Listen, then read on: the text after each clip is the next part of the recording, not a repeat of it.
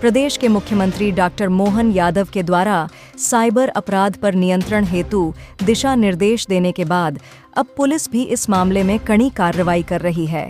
Indore crime branch थाना police ने फर्जी डिजिटल अरेस्ट के माध्यम से ऑनलाइन ठगी की वारदात करने वाली एक गैंग के आरोपी को गिरफ्तार किया है। पुलिस ने इस गैंग के एक आरोपी को गिरफ्तार किया है जो कि तेलंगाना का रहने वाला था। इस आरोपी को 6 राज्यों की पुलिस तलाश कर रही थी। सॉफ्टवेयर डेवलपर महिला के साथ 12 लाख की ऑनलाइन ठगी की वारदात को इस गैंग के द्वारा अंजाम दिया गया था, जिसमें पुलिस ने 111 बैंक खातों को फ्रीज करते हुए फरियादी के 6 लाख रुपए भी रिफंड कराए हैं।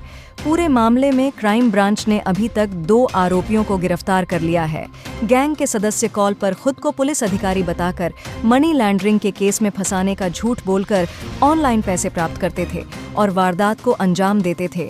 यह गैंग लोगों को पुलिस अधिकारी बताकर ठगने के प्रयास करने के लिए कई लोगों को रोजाना कॉल करती थी। क्राइम ब्रांच इंदौर में एक डिजिटल अरेस्ट की एक एफआईआर रजिस्टर की गई थी। 25 मई को ये उसके साथ डिजिटल अरेस्ट हुआ था। इसमें जो फरियादिया है वो बेसिकली डेल कंपनी जो बेंगलोर में सॉफ्टवेयर इंजीनियर का काम करती है, इंदौर की निवासी है और यहाँ पर वर्क फ्रॉम होम कर रही थी वो। और उसके बाद उसके पास एक कॉल आया था। उस कॉल में ये बोला गया कि मैं फेडेक्स इंटरनेशनल कुरियर सर्विस के कस्टमर केयर से बोल रहा हूँ, आपका एक जो पार्सल है वो मुंबई एयरपोर्ट पर पकड़ा गया है जो कि ताइवान जाना था। फिर हम आपको कनेक्ट करा देते हैं कस्टम के ऑफिसर से, और उनके द्वारा फिर कस्टम के ऑफिसर से कनेक्ट कराया गया। तो कस्टम के ऑफिसर के द्वारा ये बोला गया कि इसमें आपके लगभग इसमें पैन कार्ड है, फर्जी पैन कार्ड है, इसके अलावा कुछ डॉलर्स रुपए भी है, इसके अलावा एमडीएमए इलीगल ड्रग है और जो कि काफ़ी जिसमें आपको जेल हो सकती है। इसलिए चूंकि इसमें ड्रग है तो इस स्थिति में साइबर क्राइम मुंबई भी इसमें आपकी इन्वेस्टिगेशन करेगी। और फिर मुझे कनेक्ट करा दिया उन्होंने साइबर क्राइम मुंबई इंदौर से, मुंबई से कनेक्ट करा दिया। और कनेक्ट कराने के बाद वहाँ से बोला कि आपको तत्काल मुंबई आना पड़ेगा 4 घंटे में, वरना आपकी अरेस्टिंग हो जाएगी, आपके खिलाफ एफआईआर हो जाएगी।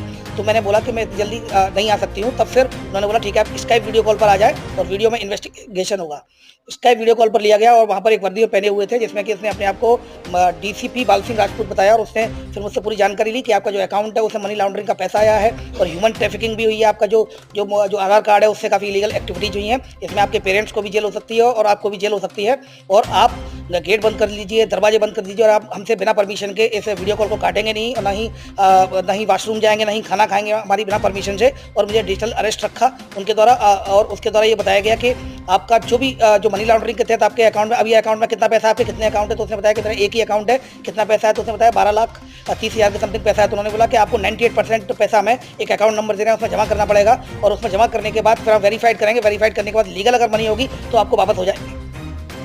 इस पर से उसके द्वारा फरियादिया के द्वारा विक्टिम के द्वारा 12,10,000 रुपये उसके अकाउंट में जमा करा दिए।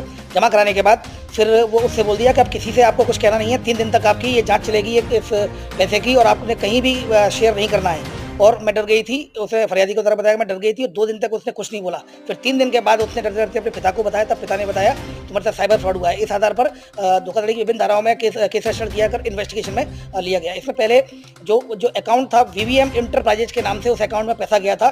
जब वहाँ पर हमारी टीम गई थी सब इंस्पेक्टर कमल महेश्वर के नेतृत्व में, तो वहाँ पर इस तरह की कोई भी इंटरप्राइज कंपनी आई नहीं है, फर्जी कंपनी पाई गई थी जिसके अकाउंट में जिसके जब जीमेल चेक किया गया तो जीमेल में इसके जो कुछ नंबर्स चले थे उस नंबर में एक नंबर आइडेंटिफाइड हुआ था। इसके अलावा उस अकाउंट में पूरा पैसा गया। उसके बाद 4 लेयरों में अलग अलग अकाउंट में और पैसा चला गया, जिसमें से एक आरोपी पूर्व में झालावाड़ से उसके खिलाफ वैधानिक कार्रवाई की गई। इसके अलावा फिर एक जो वीवीएम इंटरप्राइज है जो कि फर्जी कंपनी उनके द्वारा बनाई गई थी, उसका जब जीमेल चेक किया गया तो उसमें एक नंबर और आया। उस संबंध में फिर जब अपने तेलंगाना में साइबर अपराध दबिश दी गई। दबिश देने पर एक आरोपी मिला, उससे जब पूछताछ की गई तो उसके द्वारा एक्सेप्ट कर लिया गया।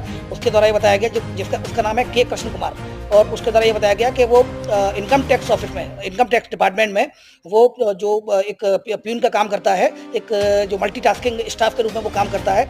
और उसका जो मास्टरमाइंड है इस पूरे गैंग का वो जयसिम्हा है, जो कि जयसिम्हा पूर्व में अभी दबिश दी गई तब भी वो हैदराबाद से फरार था। उससे जब और पूछताछ की गई तो उसके द्वारा बताया गया उसके मोबाइल का भी उसमें उपयोग हुआ है इस घटना में। उसके द्वारा बताया गया जयसिम्हा इस घटना का मास्टरमाइंड है। अलग अलग राज्यों में एफआईआर भी है। जो वीवीएम इंटरप्राइजेज है 6 जो स्टेट्स है 6 राज्यों में अलग अलग में इनका ऑलरेडी डाटा फ्रीज किया गया। 6 राज्यों में ये वांटेड है इसमें फिलहाल इसको के कृष्ण कुमार को अरेस्ट कर लिया गया है, इससे और पूछताछ की जा रही है। इस पूरे प्रकरण में जो झालावाड़ से आरोपी को अनंत कुमार को गिरफ्तार किया गया था, उससे 2 लाख रुपए की रिकवरी हुई थी और लगभग 3.5 लाख रुपए के करीब हमारे द्वारा जो होल्ड करा दिए गए थे। कुल मिलाकर जो 12,10,000 का इनके साथ फ्रॉड हुआ था, उसमें से लगभग 5.5 पौने 6 लाख के करीब जब्त किए जा रहे हैं या फिर कोर्ट के माध्यम से इनको वापस दिलवाया जा रहा है। इसके अलावा भी 6 लाख और बचे हैं। जैसे मां की तलाश की जा रही है, जैसे उसकी गिरफ्तारी होगी तो इसमें और भी खुलासा होने की उम्मीद है। इसके दौरान बताया गया मैं इसका केवल पार्ट हूँ। जैसे मां जो अपना जो इसके पास अलग अलग लोग जुड़े हुए हैं जो अलग अलग तरीके से काम करते हैं। मुझे जो टारगेट दिया गया था, मुझे जो अकाउंट नंबर ऑपरेट करने का, अकाउंट को ऑपरेट करने का, वो मेरे द्वारा किया गया था। लेकिन ये अलग अलग टास्क देता है अलग अलग व्यक्तियों को। वैसे पूर्व में ये साथ में ही रहते थे, ये रूम पार्टनर भी था इसका। तो इससे अभी और पूछताछ की जा रही है। फिलहाल इसको आज माननीय न्यायालय के समक्ष पेश किया जाकर, पुलिस रिमांड लिया जाकर और उसमें और पूछताछ की जाकर खुलासा किया जाएगा।